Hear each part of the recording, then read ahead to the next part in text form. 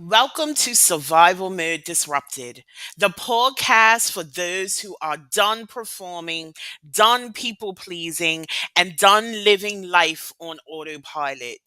I'm your host, Letitia, the Survival Mode Disruptor, and this is where we create disruptive, unapologetic transformations for those who are ready to exit survival mode and reclaim their power.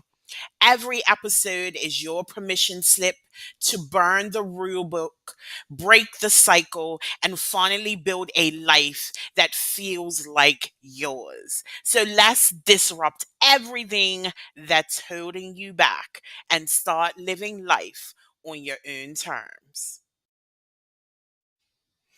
Welcome to Survival Mode Disrupted. This is your trigger warning. This podcast contains unfiltered conversations about trauma, abuse, and survival. Discretion is advised. This is not therapy or medical advice, just real people sharing real stories. So please take care of yourself and pause if you need to. If this conversation hits home, grab the book Survival Mode Exit Plan, your raw, unapologetic blueprint to break free. Available now by scanning the QR code or clicking the link in the comments. Hello, hello, hello, and welcome back to another episode of Survival Mode Disrupted. This is your host, Letitia, the Survival Mode Disruptor, and I have Michelle with us today. Michelle, why don't you introduce yourself? Hi, Letitia. Thank you for having me today. My name is Michelle Burke, and I believe that each and every one of us is a hot mess, whether we want to admit it or not. And that it's in these messy moments in life that we learn, we grow, we expand. And in this world of filters and facades that we live in, it's time just to let it all crumble and own who we are. Show up unapologetically, uh, authentically, and just be ourselves because that's what life is all about, is being ourselves and taking those filters and facades off. Absolutely. Being able to strip things back and show up authentically.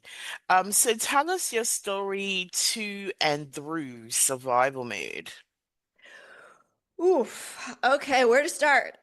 um, so back in what are we? About 2012-ish. Um, I quit my job, moved, and started my first business with nothing lined up. Um, I was teaching at the time, and it just wasn't resonating with me anymore. So I quit, and I made my dream of living at the beach a reality. And no one could understand why I was leaving. You had, like, on the surface, it looked like I had the great life. I had, the good job. I had the great group of friends. Oh, I was living in this, gorgeous, gorgeous condo. But on the inside, I wasn't fulfilled anymore.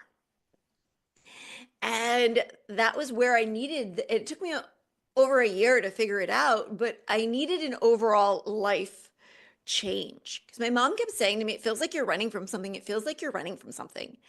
And what I was running from was a life that no longer served me.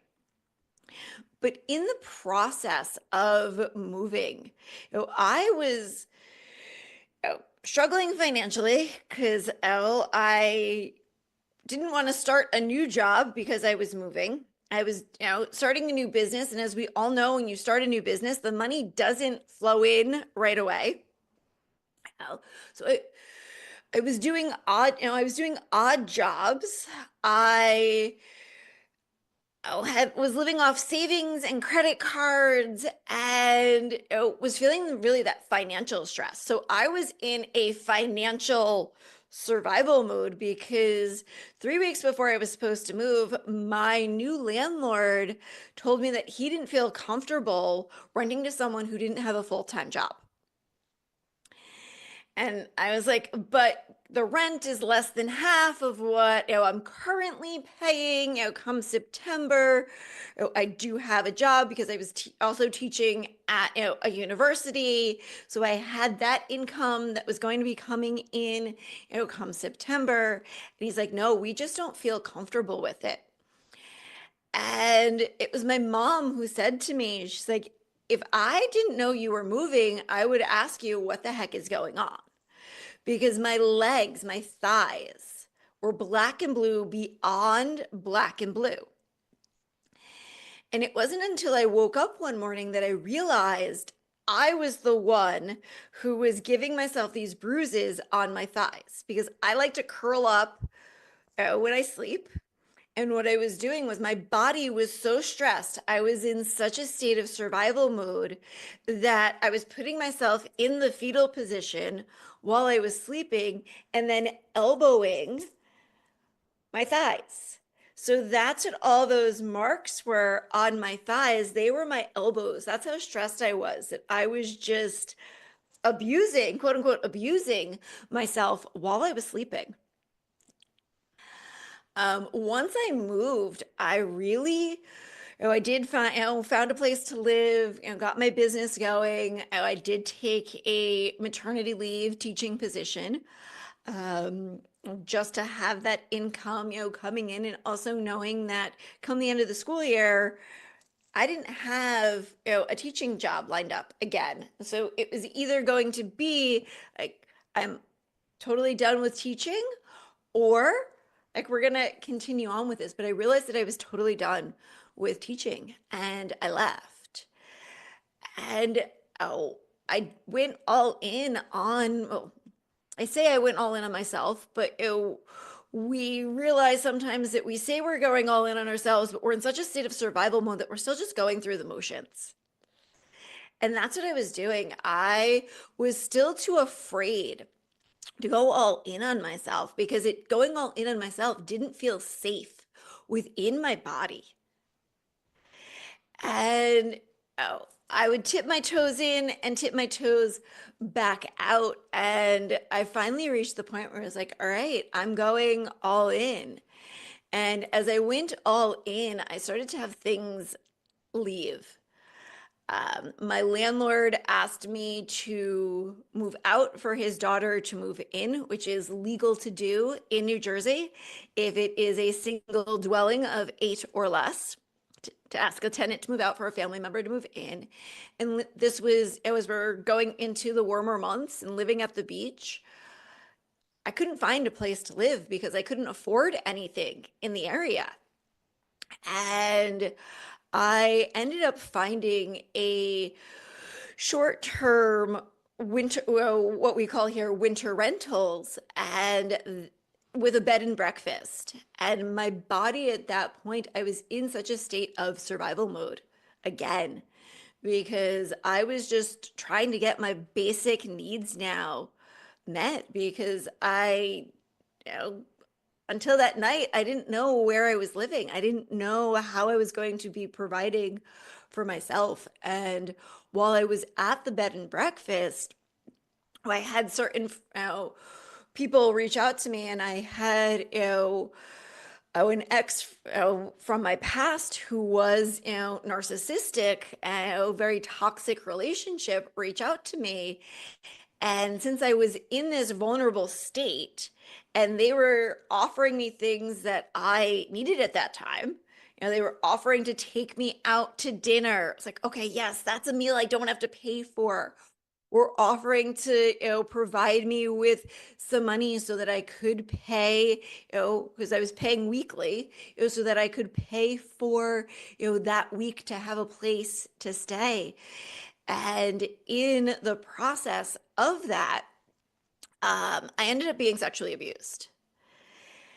He totally fed on my vulnerability, and already being in that state of, survival, I put myself even in a deeper state of survival because now nothing felt safe to me. And my guard was up beyond my guard being up, and I literally pushed pretty much everyone and everything away and just cocooned. And in the process, I thought I was healing, but I truly wasn't because I was just bypassing what I was feeling. Because I wasn't talking about it because there was so much guilt and shame and embarrassment that was coming up. And, you know, when I did start sharing with just a couple of friends, they're like, well, did you report it? Are you sure that's what happened? I was like, no, I'm sure that's what happened. I fell asleep with my pants on. I woke up with my pants off. I don't remember anything in between, but you know, when you fall asleep with your pants on and wake up with your pants off, you know something happened. Um, and just really went through the motions and then dove in and did the deeper healing and got myself back into a place where I was good. And then COVID hit, and it doesn't matter who you talk to, the second we say COVID hit, we all have a COVID story. Okay, COVID put all of us globally in a state of survival. And that's where I was again. I was in this state of survival. And one of the greatest things I did for myself during COVID, towards the ends, was in October. I did a month-long road trip. And during that month-long road trip, I really just connected inward with myself. I got to travel, I got to explore, I got to be in new environments. I was doing things that lit up my soul. And in the process of lighting up my soul, I was healing because I was out of the environment that I was in. And that was one of the biggest things that I learned then and learned about myself is sometimes we need to leave where we are in order to fully heal and to snap ourselves out of that state of survival mode. So that's what I did. And in the process, then realized I don't want to live in New Jersey anymore. And I spent 2021 living with my brother in North Carolina and taking care of my niece. And spent a month in Savannah because Savannah, Georgia was where I wanted to move to. Um, but again, since I had been in such a state of survival, I was blocking my income. That's one of the things that happens when we're in these states of survival is we have these barriers up and we prevent things that we desire from flowing to us because they don't feel safe in our bodies or we don't have the capacity to receive anything because we're running on autopilot. So I couldn't, it's not that I couldn't find a place to live. I found plenty of places to live, but nothing that was really in my price range or nothing that I could justify spending the money on. And after almost a year of living with my brother, my sister-in-law and I, we kind of just got into it one night. Like she snapped. She had had a rough day and she took it out on me. But her taking it out on me was the greatest thing she could have done because it made something snap in me where I'm like, I can't do this anymore. I can't stay here. So the next day I left and I went and spent a couple days in the Blue Ridge Mountains in a tiny house and just recentered and regrouped and went back to New Jersey and regrouped, recentered, found myself again. And in the process of that, I found a place, found a place to live, and all started out well. But then slowly realized that the environment that I was living in was toxic beyond toxic. One of my housemates was a chronic alcoholic. I'm talking literally falling down the stairs drunk. My other housemate drank too much as well and became extremely passive aggressive when he drank. And again, just as I was getting myself out of survival mode and starting to feel good again, here I was being, placed back in survival mode. And the thing is, when we're in a state of survival mode for so long, that's what feels safe to our bodies. That's what we become conditioned to. And that's what I had realized. And um, March of uh, last year, I left. I left with nothing lined up and spent that first, spent March of last year again, still in a state of survival mode because again, I didn't know where I was, staying some nights. I had a friend who said I could stay with them, but that didn't, pan out the way that I had expected it to. I didn't expect to be, kicked out every morning. You don't expect one of your closest, bestest friends to kick you out of the house every morning and then let you back in at night. Um, so I stayed again with another friend and still in this state of survival. And it was last year, last May, I left the country. I went to Canada for 2.5 months and really just allowed myself to heal.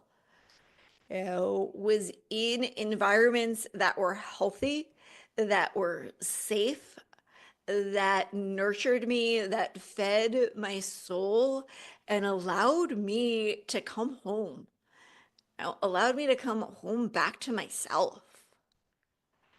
Um, Only to come back to New Jersey, have everything all arranged as to where I was staying, and 2 weeks into where I was living, doing a house share with a friend, the landlord decides to terminate my friend's lease. So here I am again, sitting there going like, what the hell? Why does this keep happening to me? Like I get in these places where I'm on task, like I'm ready to go, my body's healed, and one of my basic needs again gets stripped from me. This time, because I knew what to do, wasn't scary. I knew that I'd be provided for. I knew I'd be taken care of. I knew I wasn't going to let myself go back into a state of survival mode. I had done too much work the past 2.5 months beforehand to let that happen. And I immediately found a place to live for September. Ironically, I went back to the toxic house that I had left because the energy in that house had totally shifted. Spent a month there and then went back to Canada because the Canadian Rockies were calling and I knew I had more healing to do. I didn't spend as much time there as I had anticipated. Came back to New Jersey, stayed with a friend for a little bit, and in that time of staying with that friend, realized we can't live together because they were not helping me in my growth, in my journey, because we become the 5 people that we spend the most time with. And this person was not raising me up, they were keeping me at status quo. Um, So I decided because I want to travel and I know that I'm not meant to live in New Jersey anymore. And at that point, hadn't fully decided or knew where I would be living, decided to do house sitting and pet sitting. So that's where I'm at right now, and it feeds my soul. It keeps me balanced and centered. It allows me the ability to shift out of survival mode because I know that I am always going to be provided for. And that's one of the greatest things to remember when we're in survival mode to help us switch out of it is you will be provided for. And the second you surrender, the second you turn the power up to a higher power now, because so many of us, myself included, think of surrendering as waving the little white flag. And that was where I resisted surrendering for so long because I thought it was waving the little white flag. Think about it this way as to we've all had that time where we're trying to open the jar of jam and we can't get the jar opened. And we turn to the person who's in the room with us or who's in the other room and we're like, hey, I can't open this. Can you help me? And they're like, yeah, sure. And they open the jar for you. Or if there's no one else around you, you think differently and you're like, oh, well, maybe if I run it under some hot water, or oh, maybe if I get a dish towel, that'll help me. But we think differently. We turn it over to a higher power. Surrendering is the same thing. You're saying, oh, whatever higher power, God, source, universe, I give it up to you. I can't and I won't do this anymore. I'm not meant to live this way. This doesn't serve me. This is not in my highest and best purpose. I see the lessons that you're giving me here, but now I turn it over to you. Show Hmm. me the truth, which will set me free from the demons of my mind. Show me the truth, which will set me free. And those two phrases, and that also works out money wise as well. Show me the truth, which will set me free from the financial demons of my mind, or show me the truth, which will set me free from my financial demons. They work because you're Absolutely. asking a higher power to show you the truth. Show you the truth. Absolutely. What I like about your story, right, is because I've had a lot of people on that have talked about like big T trauma. And while there was a big T trauma in your story, what actually put you in survival mode is trying to survive, like literally trying to Absolutely. survive, Yes. right? Like that financial, a lot of people don't recognize that financial stress of Mm-hmm. trying to be able to take care of your basic needs. That Yeah. is at the absolute definition of survival mode. And a lot of people don't recognize that as stress.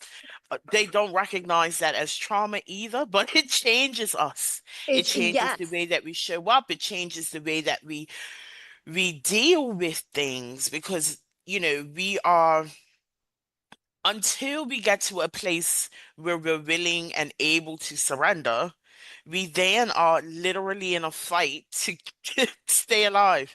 And a Yes. lot of people are struggling financially and they are operating under this immense stress without the reconciliation of how it's stripping them of their Mm-hmm. ability to live authentically, right?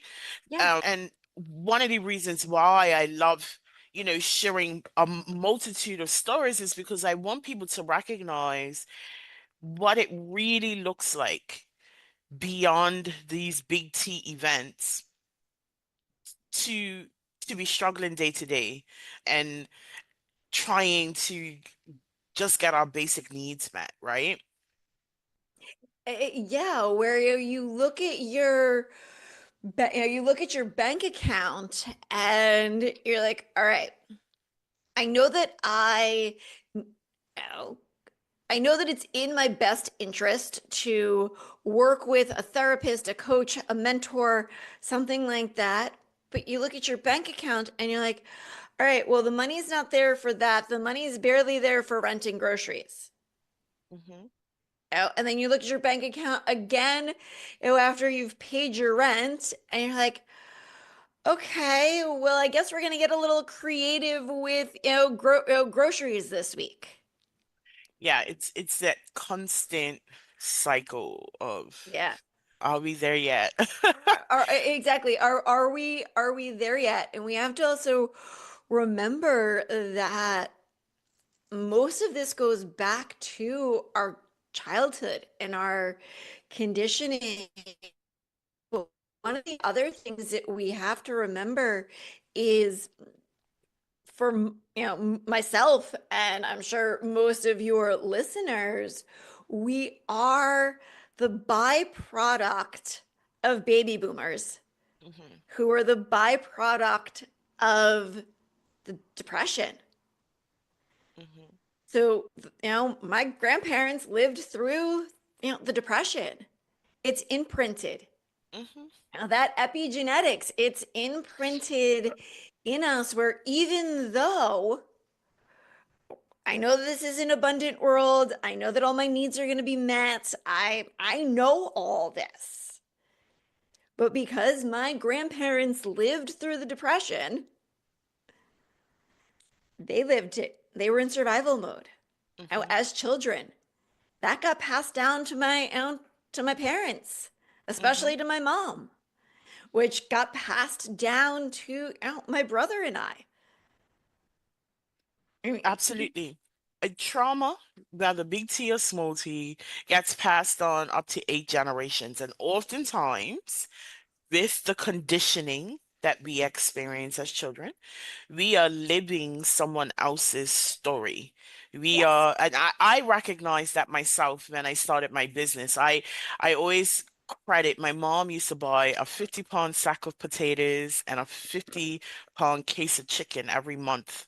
And when I say we had chicken and potatoes every day, You besides had like chicken and potatoes Friday, every day. yeah, chicken and potatoes. And at one point in time, I used to say, what chicken and potatoes like made me who I am, right? Like being Mhm. able to pinch pennies, being able to do all of these things, but I didn't recognize that that story of survival, essentially, right, from a financial point of view, actually created a narrative for me around money that I carried, and it wasn't mine to carry.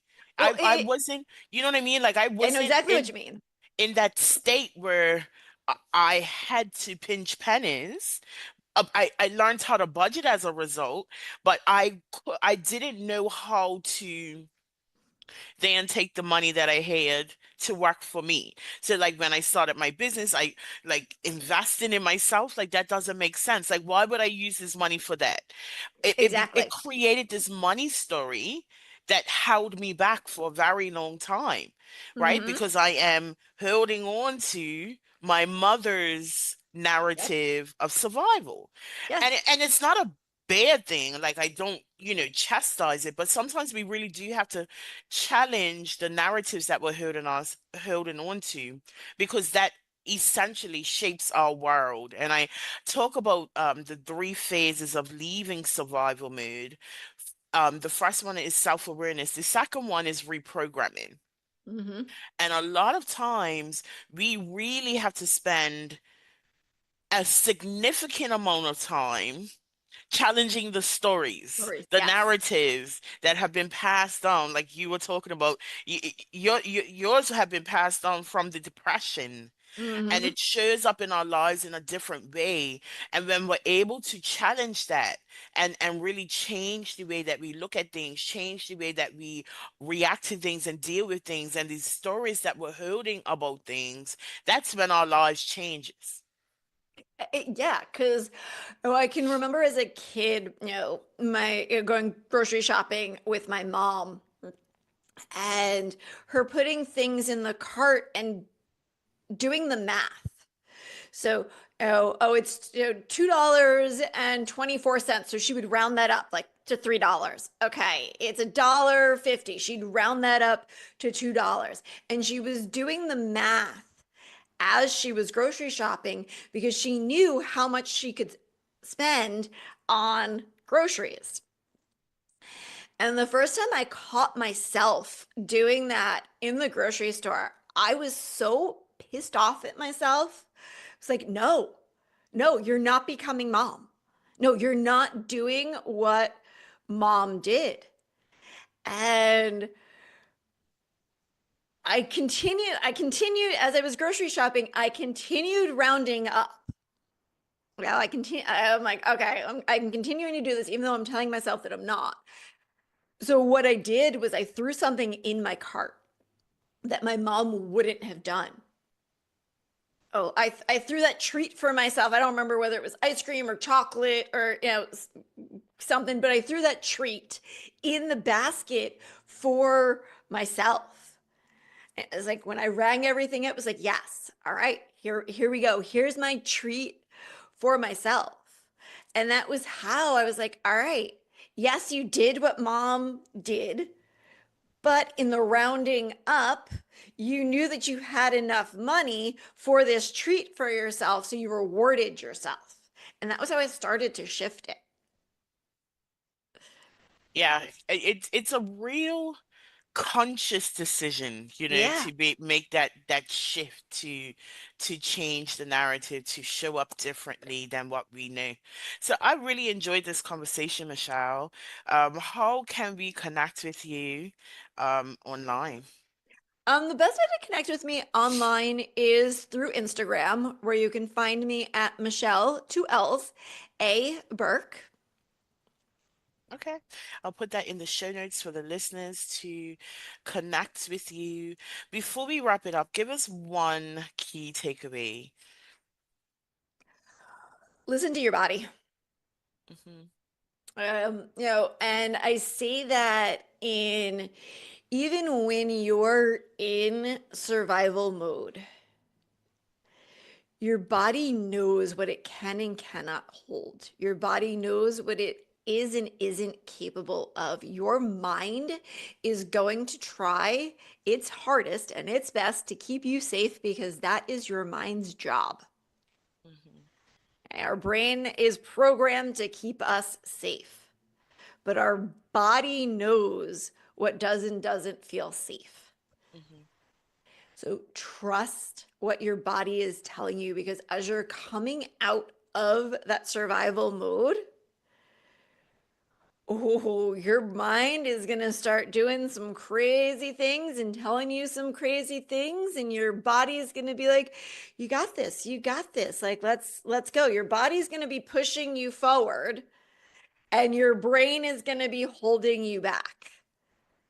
This is where you listen to your body. Mm. Listeners, listen to your body. It will always tell you everything that you need to know. Michelle, thank you so much for your time today. And listeners, just a reminder, you were not built to break, and you damn sure were not built to just survive. Disrupt the cycle, reclaim your life, and thrive on your own terms. And I will see you